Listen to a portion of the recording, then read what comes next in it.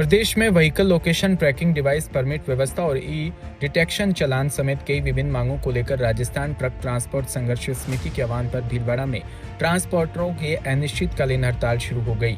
हड़ताल के पहले दिन बड़ी संख्या में ट्रक और अन्य मालवाहक वाहनों का संचालन प्रभावित रहा। विभिन्न ट्रांसपोर्ट संगठनों ने भी आंदोलन को समर्थन दिया है।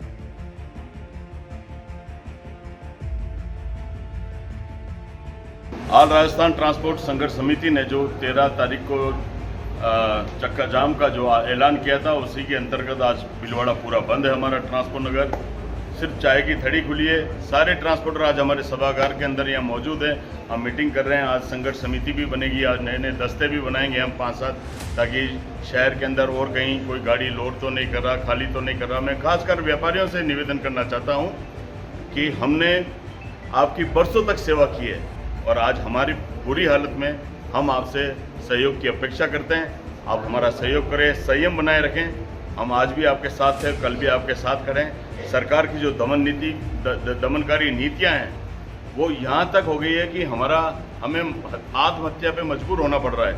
आज इतने सारे टैक्सेस हमारे पे थोप दिए गए हैं। मोदी जी जब हिंदुस्तान में आए थे, जब उन्होंने कहा था 1 टैक्स 1 नेशन, हमसे पूछो हम कितना टैक्स देते हैं। बसों वालों की हालत देखो आप। जिन बसों को इन्होंने रजिस्ट्रेशन दिया है, पासिंग दिए, परमिट दिए, उन्हीं बसों को इन्होंने सीज कर दिया। 300 से ज़्यादा गाड़ियाँ भीलवाड़ा की खड़ी हुई है। 30,000 गाड़ियाँ राजस्थान की खड़ी है। 70 लाख की एक लागत की एक बस बनती है। उन बसों वालों का क्या हो रहा होगा, कोई पूछने वाला नहीं। आज बैठे बैठे उनको किस्तें देनी पड़ रही है। उनकी गाड़ियाँ जो पूर्व में बनी हुई है, उनको काट काट के वो बना रहे हैं, फिर भी उन पर चालान हो रहे हैं। राजस्थान का टैक्स जो है वो अन्य राज्यों के, जो राजस्थान के पड़ोसी राज्य हैं, उनसे कहीं ज़्यादा है। तो मेरा निवेदन है सरकार से कि समानांतर टैक्स रखें, ताकि वो भी अपना व्यवसाय कर सकें। आज हम बहुत बुरी हालत के अंदर है और इसी कारण से आज देश की आज़ादी में पहली बार राजस्थान अपने लिए, खुद के लिए, अपनी समस्याओं के लिए आपके सामने खड़ा है। चक्का जाम करने की नौबत आ गई।